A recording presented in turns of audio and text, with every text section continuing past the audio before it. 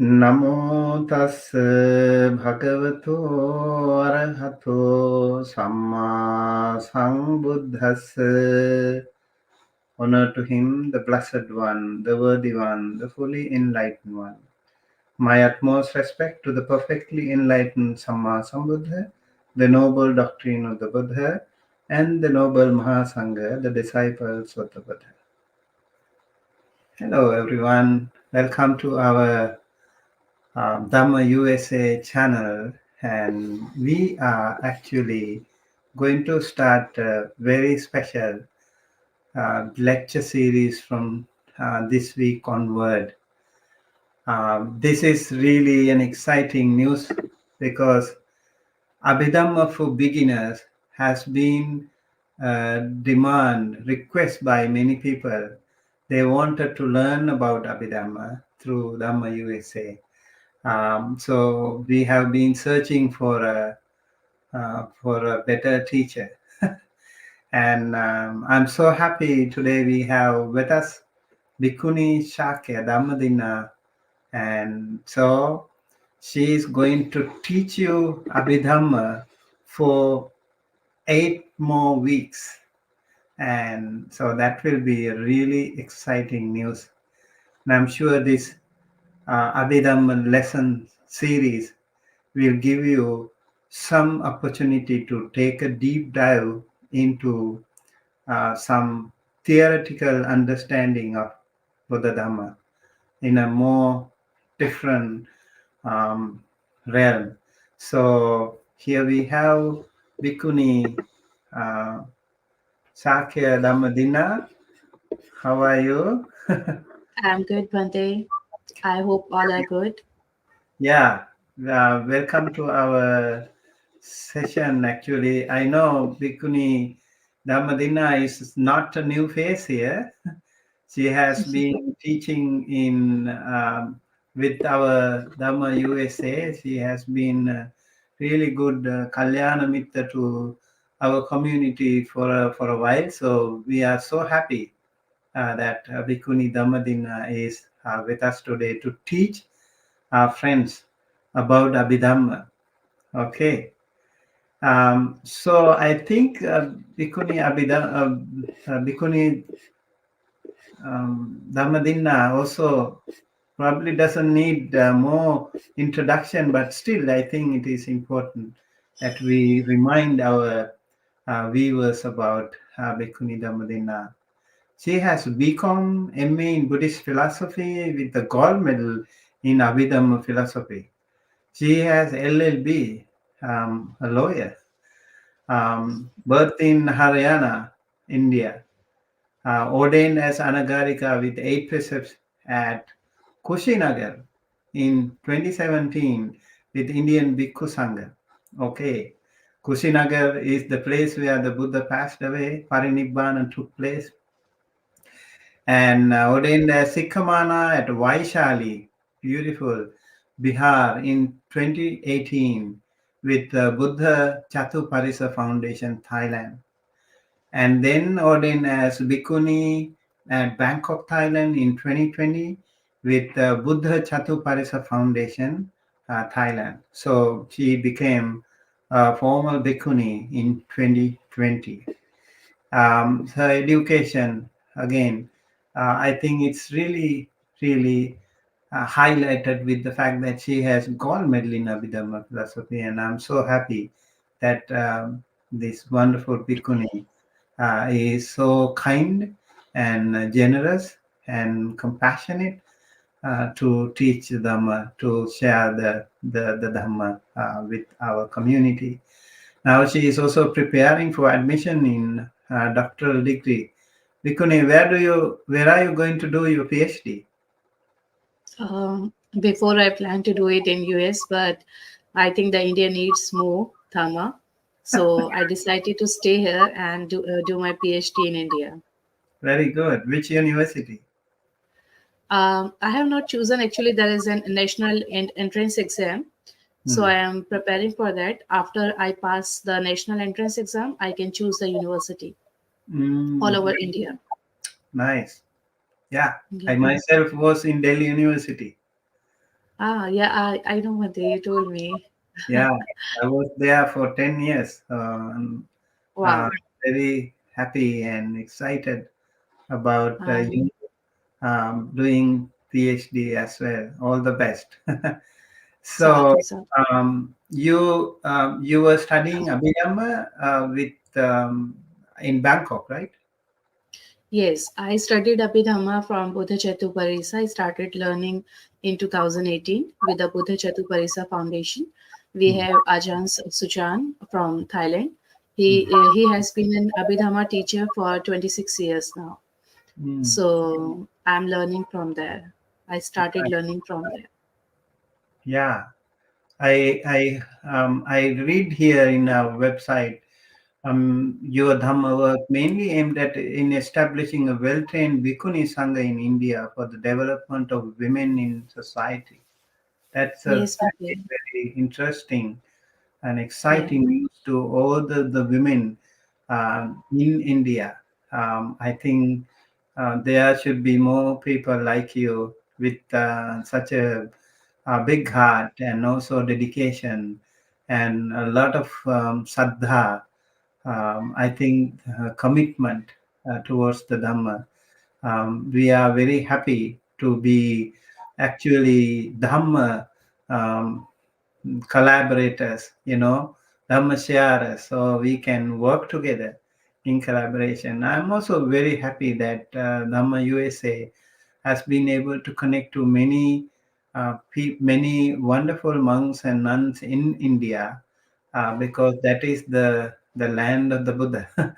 We call it. So very happy that we have more people like you, more compatible people like you, more trained and also committed bhikkhunis and bhikkhus like you. And I wish you all the best to continue your Dhamma service. And Thank you, so, Bhante. yeah, and really nice. And I look forward to actually seeing you more, visiting your place even later on, if possible. Hopefully, we can also help with whatever way we can to continue your Dhamma journey. All Sadhu, right. sadhu. So, what do we have today? Today is the first session, and I'm here on the Dhamma USA. Good morning, Dhamma USA friends. It's morning in India, and it's a very chilled morning.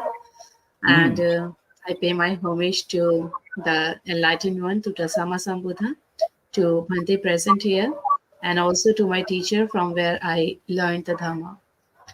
And today we have the first session of Abhidhamma, and we don't know about Abhidhamma. So today I'm giving just an outline, the origin of Dhamma and what the Abhidhamma actually is.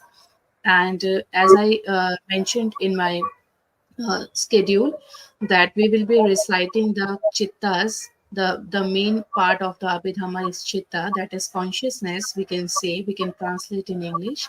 So, but we will be reciting chittas from the next session, and so that everyone will be familiar with the words of the chittas.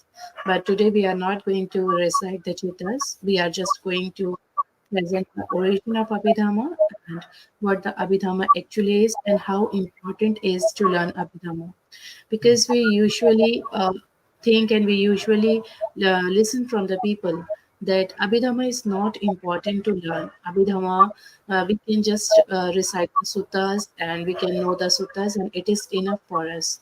But Abhidhamma is very important to learn, and today we will know the importance of Abhidhamma, why it is very important to learn Abhidhamma.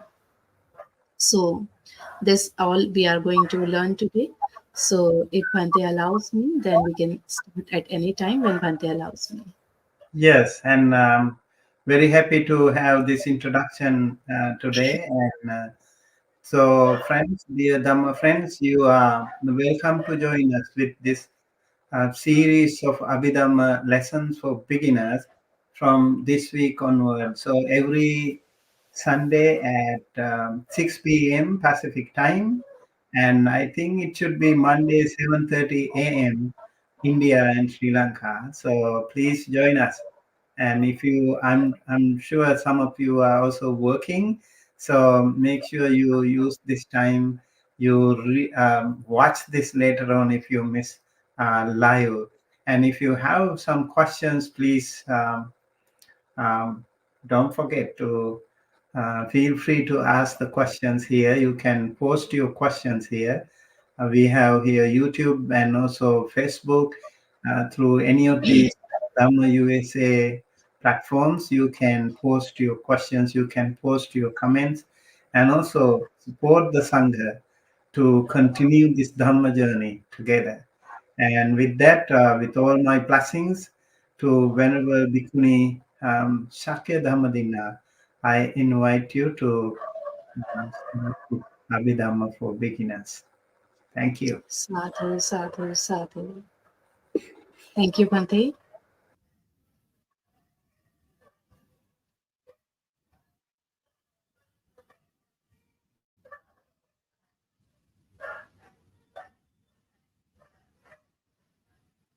So we are starting the Abhidhamma classes from today, and I have also many classes in Hindi as well. Those who cannot understand English, they can watch my Abhidhamma series in Hindi as well. We already have 22 lectures in Hindi, and from next week we are going to have the 23rd lecture. We stopped in the middle. So, but this will be in English. So those who can understand English, they can join here. And for Hindi one, we have at every Saturday 8 p.m. Indian time, 8 p.m. we have that. So we are going to start today. Namo tassa bhagavato arahato samma sambuddhassa. I pay my homage to the Sammasambuddha, his holy Dhamma, and whole Sangha, the Bhante present here. I pay my homage to the Venerable Bhante. I pay my homage to my teacher, to my Dhamma teacher, who taught me Dhamma in a way that I can present my Dhamma to you here. And I give metta. I share my merits with all the Upasak and Upasikas listening this series here. So we are going to start. As you can see, this is the first screen, short course on Introduction to the Buddha's Dhamma, Abhidhamma at a glance.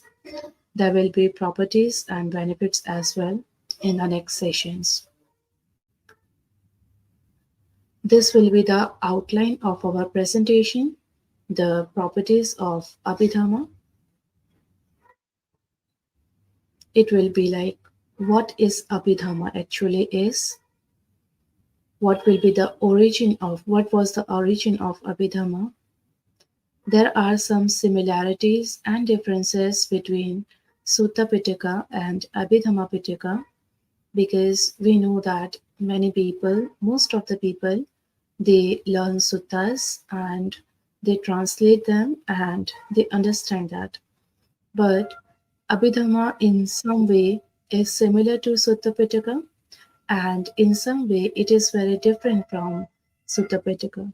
So we will know the similarities and differences between the Sutta Pitaka and Abhidhamma so that we can differentiate. Then we will be learning the truth and reality in Abhidhamma, four kinds of ultimate truth, and the benefits. These are not going to be here in the first session. The whole outline of presentation, this we are going to learn in 3 sessions. So today, how much we can learn in an hour, so we will know that. What is Abhidhamma actually is? Abhidhamma is referred to as the higher doctrine because it explains makeup of so-called being to its most basic forms of mind and matter. See, when we see a being, when we see a person, we always differentiate the persons as male or female, rich or poor, younger or older, black or white, fair and dark, thin and or maybe thick, fat, tall, short. We always differentiate people like this. But Abhidhamma does not differentiate the people like this. We say the Abhidhamma calculate the explain the being in terms of mind and matter. And when it comes to mind and matter, Abhidhamma makes all the people equal. There is nothing different. There is no one different from each other. All are equal when it comes to the basic form of mind and matter, which are thoroughly analyzed into their constituents. One second. Okay. Which are thoroughly analyzed into their constituents. Mind and matter are two things, but there are much more to know in mind and matter. So the Abhidhamma not only tells the being, explain the beings in terms of mind and matter, but it also explain and analyze them into different parts, into subparts. These properties make Abhidhamma unique without any parallel in any philosophy or teaching. So we can see, like, I'm giving you an example here. If you have a glass of water, you can say in English, you can say that this is water, but in Hindi, we say pani. In Thailand, in Thai language, they say that is nam. And there are different words in different languages for water. And if we are fighting, I am saying this is pani. You are saying no, this is not pani. This is water. And the other person is saying something else. It means we all have different views. We are looking at it in different views, but what the water is actually, the water is actually H2O. There are two atoms of hydrogen and one is of oxygen, and it makes the water, and we all know that. So when we talk about the ultimate things, when we talk about the properties, this is what Abhidhamma teaches us.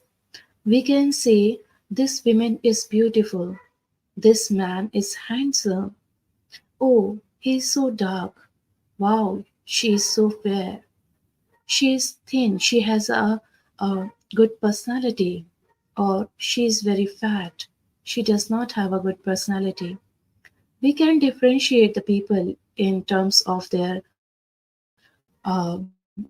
external appearance, but Abhidhamma teaches us that every human being, every person is made up of mind and matter.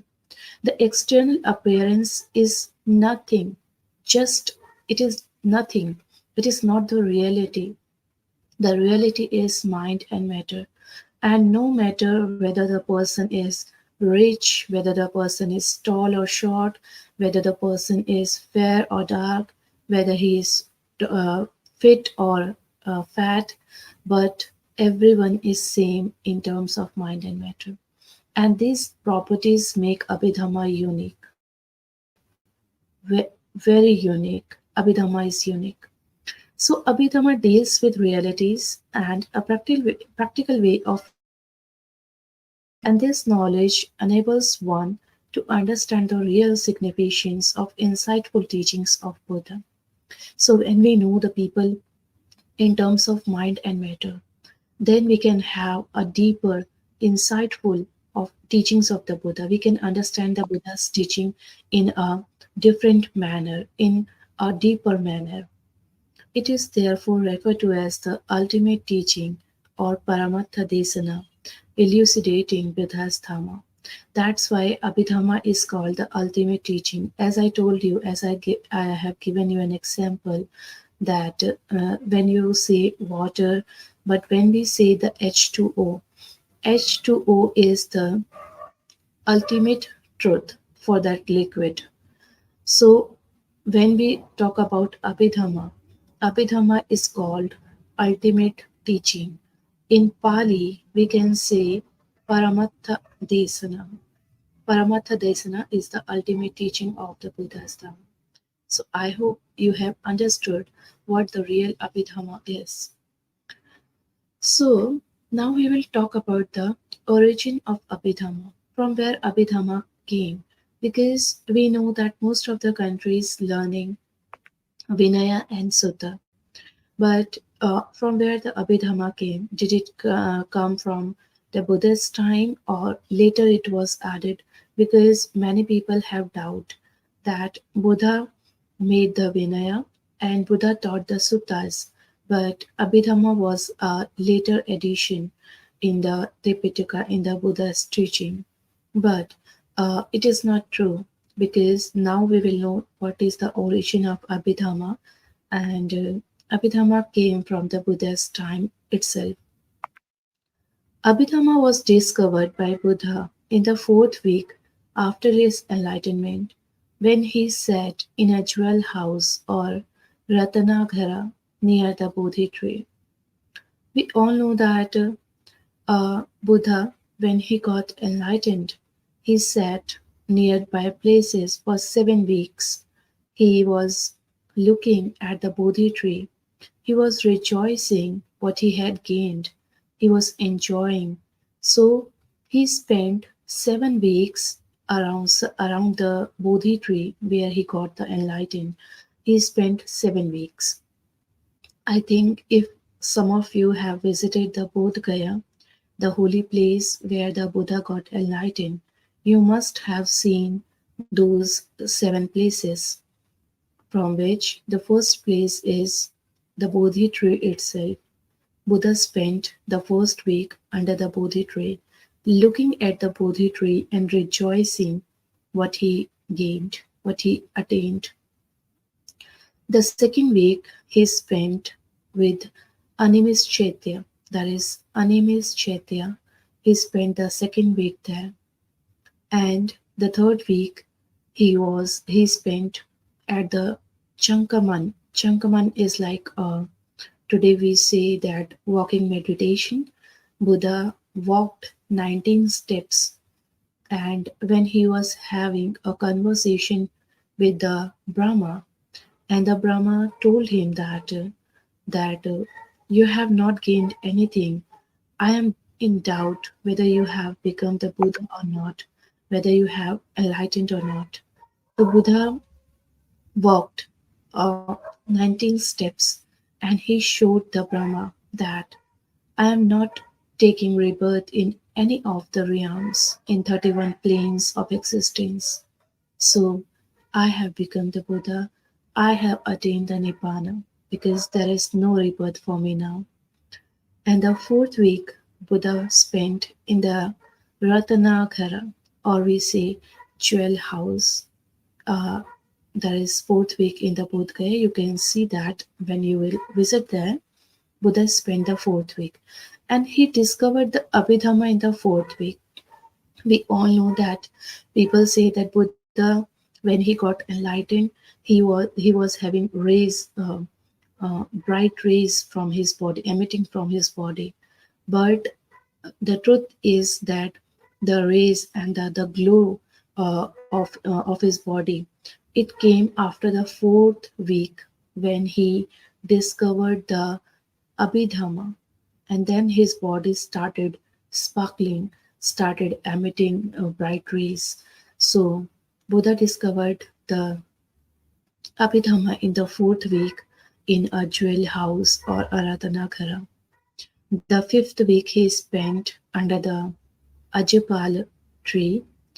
The sixth week he spent in the pond that is called Muchilinda. You must have seen the statues of the Buddha where the snakes or the nagas protecting the Buddha. That is the sixth week. And the seventh week he spent under the Rajayatana tree, where the Tapasu and Bhalik they gave Buddha the food to eat. It was the first food Buddha ate after his enlightenment. Well, we are talking about the fourth week here. Abhidhamma was discovered by the Buddha in the fourth week after his enlightenment, where he sat in a jewel house or Ratnagara near the Bodhi tree. Thereafter, Buddha went to Tavatimsa, second heaven, just prior to his seventh annual retreat to preach Abhidhamma to his mother, an assembly of devas there for 3 months of the rainy season. We know that Buddha's mother, Mahamaya, she passed away within 7 days after giving birth to the Buddha, to the Siddhartha Gautama. But uh, Buddha, when he analyzed or he discovered the Abhidhamma in the fourth week after his enlightenment, he did not teach Abhidhamma to the people for 7 years. Yeah.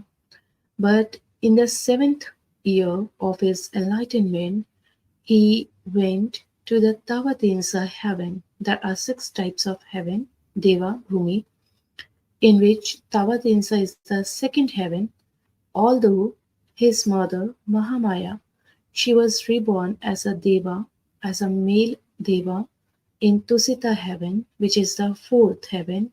But Buddha went to Tavatinsa to teach Abhidhamma, and his mother, along with other devas, came to Tavatinsa to listen to the Buddha's teaching. And it was seventh rainy retreat of the Buddha, and he went to the Devabhumi, Tavatinsa Devabhumi. He taught Abhidhamma there for 3 months in the rainy season. He taught Abhidhamma not only to his mother, who was reborn as a male Deva, but along with him there were many Devas who were listening to Abhidhamma from the Buddha. Buddha taught Abhidhamma in Deva world rather than in human world because full explanation of Abhidhamma requires 3 months. Well, uh, it is not for human being. People usually say that Buddha taught Abhidhamma in the Deva world, not in human world, because it is not for humans, because it is very difficult. It is impossible to understand it by the humans. But this is not true. Actually, uh, Abhidhamma requires 3 months to teach. To teach, uh, Buddha taught in Devabhumi. Buddha taught continuously for 3 months. You can just imagine that Buddha taught continuously for 3 months, not only for 1 hour or 2 hours per day, continuously for 3 months. And it was really impossible in the human world to teach Abhidhamma continuously for 3 months. It is not possible for humans to listen any teaching continuously for 3 months. So that's why Buddha chose to teach Abhidhamma first in the Devabhumi. And there is one more thing that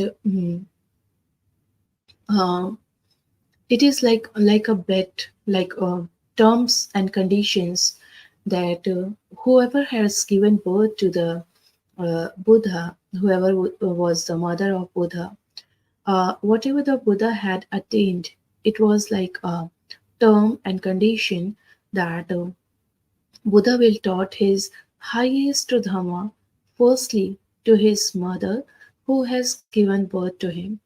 It is like a condition. And that's why it was a condition for Buddha too, that Buddha has to teach Abhidhamma because it is the highest teaching of the Buddha. So he has to teach the Abhidhamma first to his mother in the Devabhumi.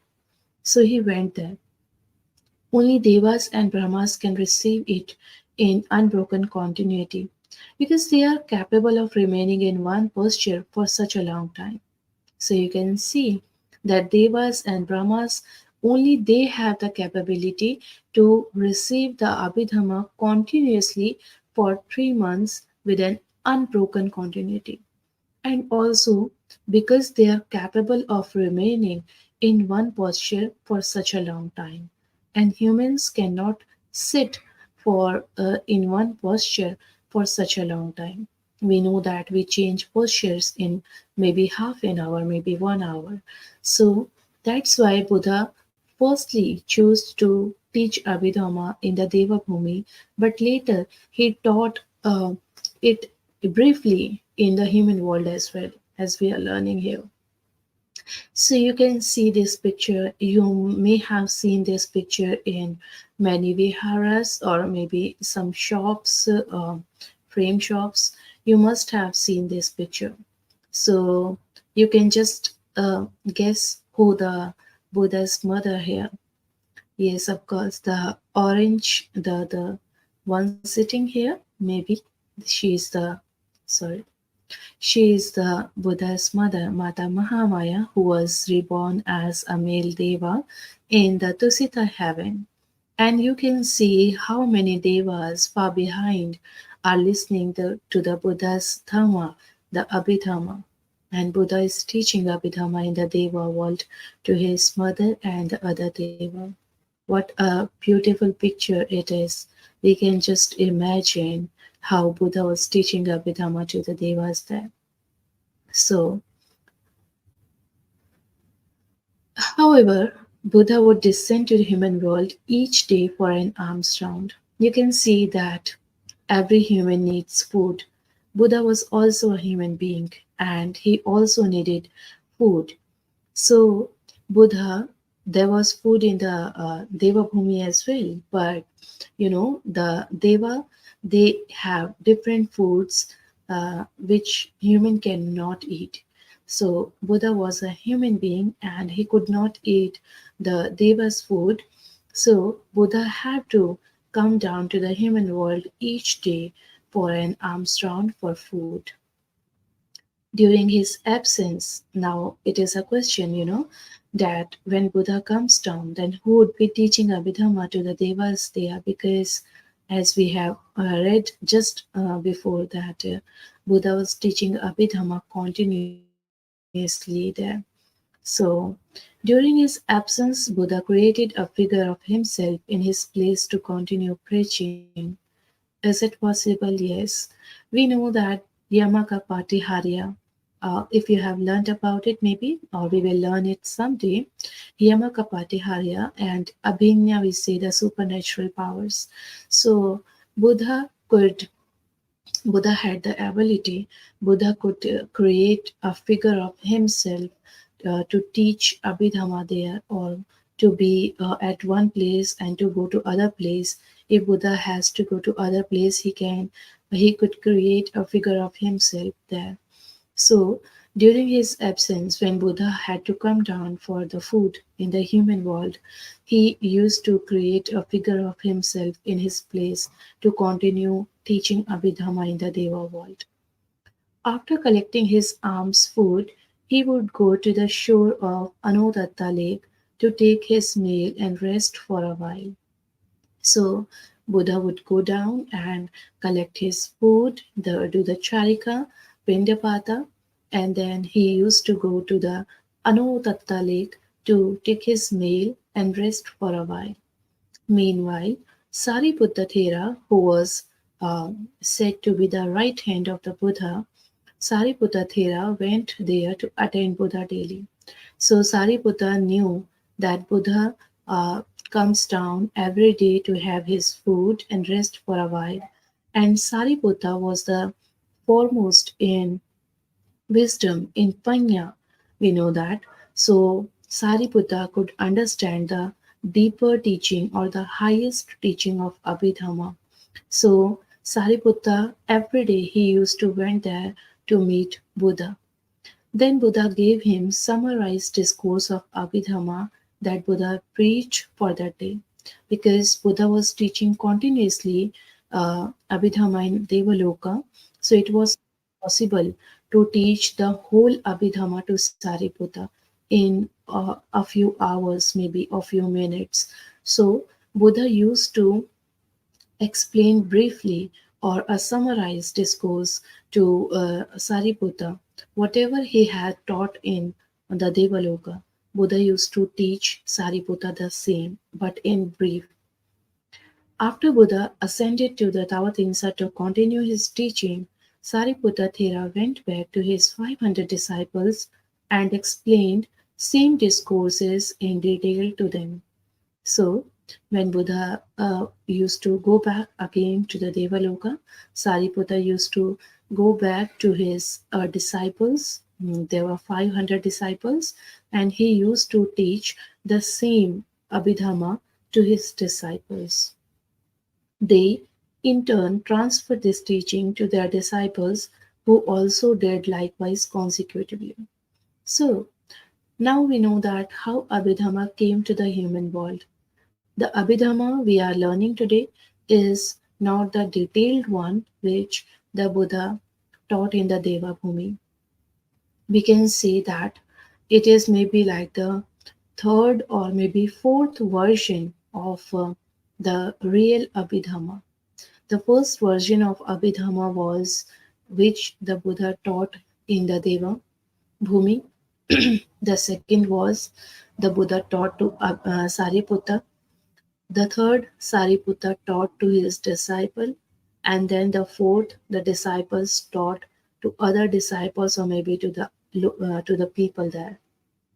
So it is the origin of Abhidhamma and how the Abhidhamma came to the human world. And it is not the detailed Abhidhamma that Buddha taught in the Devabhumi. Maybe it is possible for us to understand that Abhidhamma which the Buddha taught in the Devabhumi. But whatever the Buddha taught in the human world to Sariputta, it is possible for us to understand that Abhidhamma. And it is very important to understand that Abhidhamma. So we have like some similarities and some differences between the Sutta Pitaka and Abhidhamma Pitaka. You must have seen some suttas, and maybe you are learning suttas and the meanings from Bhante and from other channels or from other books as well. And it is very easy to understand the suttas because there are like stories in suttas which is very easy to understand, yet very difficult to follow the same. But there are some similarities and differences between suttas and Abhidhamma.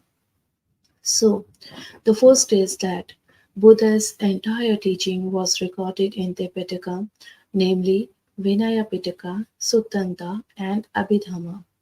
Maybe you know that when the Buddha taught the whole his teaching, it was not categorized into different parts. But later on, when it was written in the fourth council in Sri Lanka, then the three baskets made in one basket there were the rules and regulations and the uh, punishment for transgressing those rules. It was in Vinapitaka. There was a separate basket for that. And the second one is the Buddha taught for 45 years. So whatever the Buddha taught for 45 years to different people, it was in one basket, that is Suttanta or Sutta. We can say it was a book of discourses. And the third one is Abhidhamma Pitaka. The Buddha taught to Sariputta and Sariputta taught to other disciples. That is called the book of higher doctrine, Abhidhamma Pitaka. So all the Buddha's teachings are contained in Tipitaka. Ti is in English we say three. In Hindi here in India we say teen. Teen it means three. So Pitaka is like treasure. Pitara, it is like a treasure. So we have three treasures: Vinaya Pitaka, Sutta Pitaka, and Abhidhamma Pitaka. And all these three treasures contain all the teachings of the Buddha. While Abhidhamma is said to be the higher teachings of Buddha, this is not to suggest that Sutta Pitaka is defective or that Abhidhamma Pitaka declares some new discoveries or doctrine unknown to Sutta Pitaka. We are not like underestimating Sutta Pitaka. Sutta Pitaka is also equally important to learn. It is not defective, and there is nothing new in Abhidhamma which is not taught in Sutta Pitaka. All principles essential to attain enlightenment are already explained in Sutta Pitaka. Therefore, Sutta Pitaka and Abhidhamma Pitaka are two different ways of saying the same things. So we know that there are many things in Sutta Pitaka which is already in Abhidhamma, and Abhidhamma explains the same in a different manner, in a more elaborating manner, we can say in a more detailed manner.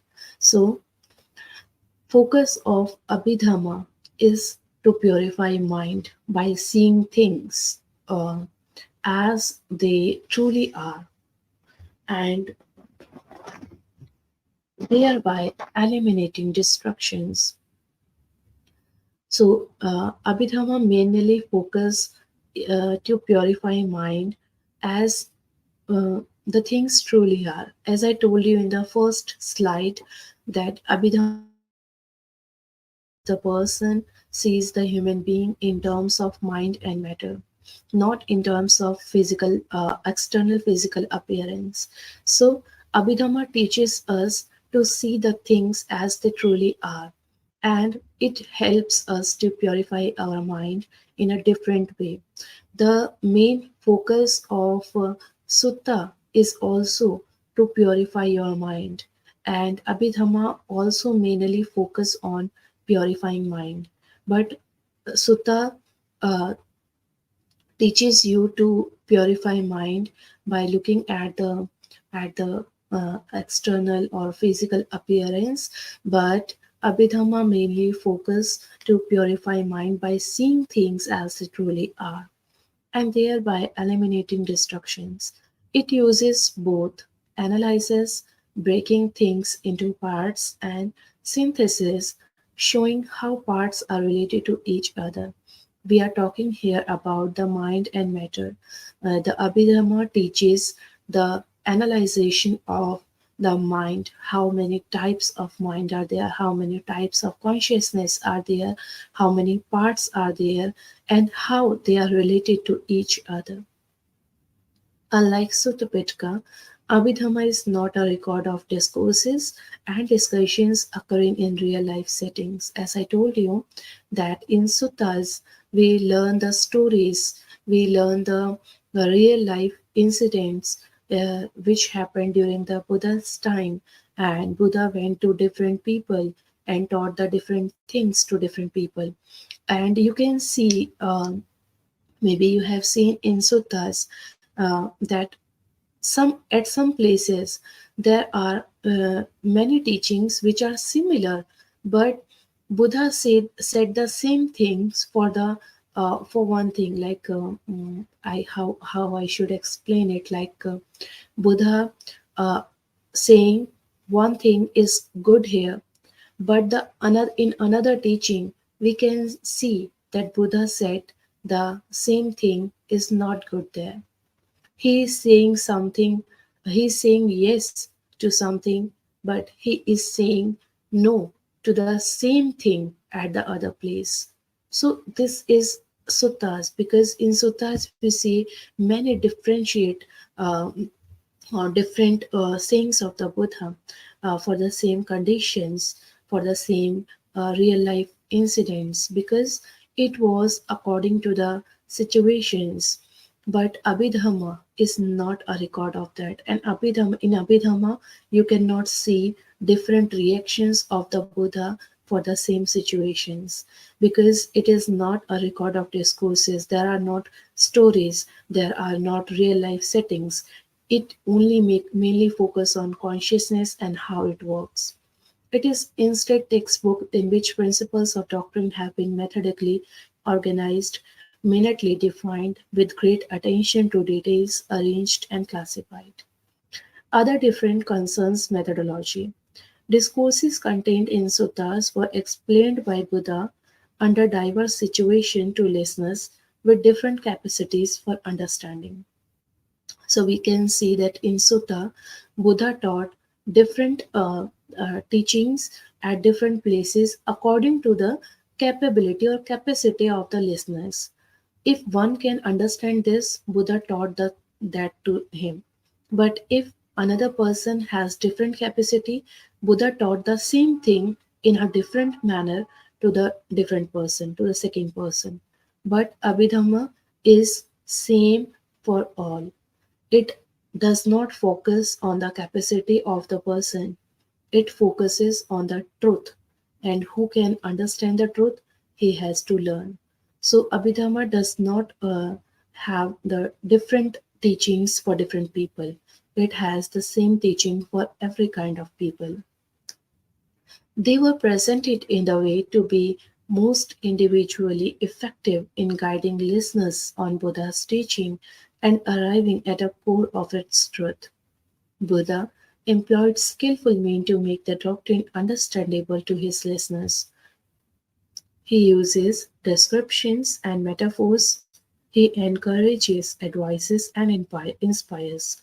We can see that Buddha has used many descriptions, many metaphors, many examples, and encouragement, advices, and he inspires in the suttas. And uh, individually had every person have different effect from the Buddha's teaching. Buddha was able to direct mind of his audience to certain direction and adjusted presentation of teaching to stimulate positive responses in various types of audience. Accordingly, Sutta method of teaching is described as Pariyaya Dhammadinna, the figurative or highly elaborated discourse on Dhamma. So, uh, I think you know the differences between the Sutta Pitaka and the Abhidhamma Pitaka. Sutta Pitaka mainly focus on real life incidents, and Abhidhamma focuses on the consciousness. It does not focus on the real life incidents. Sutta has stories, and it is different for different kind of people according to their capacities. But Abhidhamma, it does not have stories, it does not have real life incidents, and it is not different for every kind of people. It is same for every kind of people. In Sutta Pitaka, Buddha has used many descriptions, examples, and metaphors.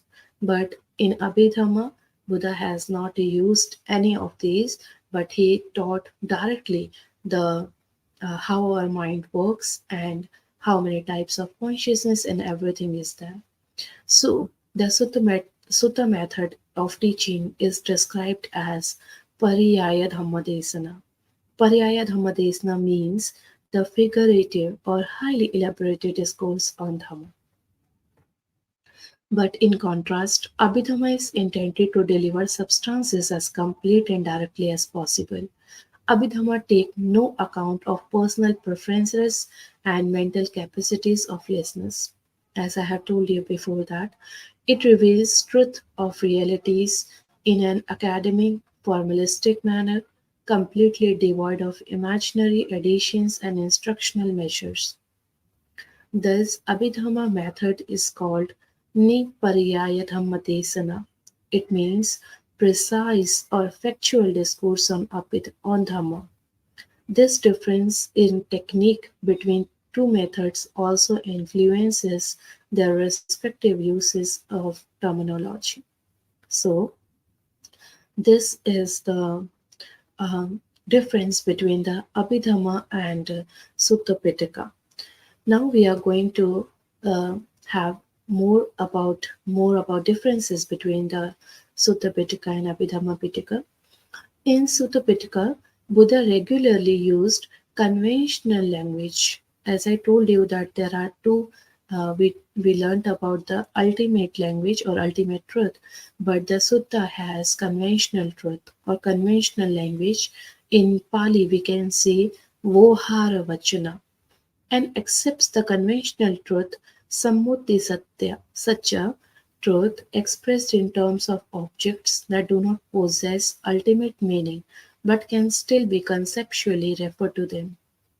As I told you, like if we are talking about the human body, and if we are talking about only the physical appearance, external physical appearance, then it will be conventional truth, because it is also a truth if we are saying that she is beautiful, she is ugly, she is fat, she is fit. It is also true, but it is conventional truth, Samuddi Satya, because we are saying the truth in terms of objects, not in terms of their ultimate meaning. So the Sutta Pitaka, we can see for the Sutta that Sutta accepts the conventional truth or Samuddi Satya, or Buddha regularly used conventional language or Voharvachna. It is the truth which is expressed in terms of object, and conventional truth do not possess ultimate meaning. Abhidhamma methods of explanation, however, restricts itself to terms that are ultimate truth, Paramartha Satya, their characteristics, their functions, and their relations. Thus, in Abhidhamma, all conceptual entities used in Sutta Pitaka are resolved into their existing ultimate characteristics, into basic mental and material phenomena that are impermanent condition and dependently originated. So, like if I say, for example, if I say about in Sutta Pitaka, we all know about the Anguli Mala, who used to cut the fingers of the people and uh, uh, used to make a necklace from them. If we talk about him, I am giving you an example to elaborate more, to make you understand better. If we talk about him, he was a thief, a robber, and he used to kill people. Like he was full of hatred. But Buddha taught him, and uh, only in one teaching of the Buddha, he was converted. He was totally converted, transformed into a good personality, into a good person, and he became a monk, and also he attained the arahanthood, arahantship. Sorry. For Angulimala, we can say that if we compare it in today's world, if we have a maybe small or a minor thief, and if we teach him the Buddha's teaching, is it possible for him to transform into a good person? Or I think most of you would say no. It is not possible for any thief to learn Dhamma and convert into a good person only in one teaching. It may be possible if we teach him regularly, but not in one teaching. But why and how Angulimala was converted? Because he had accumulated a lot of dhamma in his previous lives. He had already a lot of good karma in his chitta, in his consciousness from the previous lives, we can say. It is just an example. So, if we talk about the conventional truth, he was a robber, he was a murderer. But if we talk about the ultimate truth, he has a lot of merits accumulated in his consciousness, and he was waiting only for one teaching to listen from the Buddha, so that he can convert into a good person and attain arhatship. So that was his ultimate truth, that he had a lot of good karma in his accumulated in his chitta from previous lives. So this is the difference between the sutta and Abhidhamma. When we learn in sutta, we know that he was not a good person before he became a monk. But when we learn Abhidhamma, change the concept, and we learn that he was a good person inside because he had already accumulated a lot of good karmas inside, and he was a bad person only externally, not internally. So this is the difference what Sutta and Abhidhamma teaches us. From when we learn Sutta, we see the person as conventional truth. We see the person from what he is doing outside, externally from his body or speech. But when we learn Abhidhamma, we see the person from the ultimate truth, and we learn what he has inside. We can know what he has inside. We will not judge him from his external karmas. We will know his internal purity and internal accumulated karmas. So this is the main difference between the Sutta and Abhidhamma. So I think you have learned enough for today. We will stop here because we have learned what is Abhidhamma, what is the origin of Abhidhamma, and what is the difference and similarities between Sutta and Abhidhamma. And we will stop here today and we will continue it to the next session, which will be at the same time on the same day next week. So I hope all of you have understood, and we will take the questions now. If you would like to, I would remove it here. Okay. If some of you have some questions, then you can ask me from the same topic which we have learned today. And if you don't have questions, then we will stop here and I will join you the next week at the same time. Sadhu, sadhu, sadhu. You can just write down your questions in the chat box, I think. Okay, Bhante is here, so sadhu, sadhu, sadhu.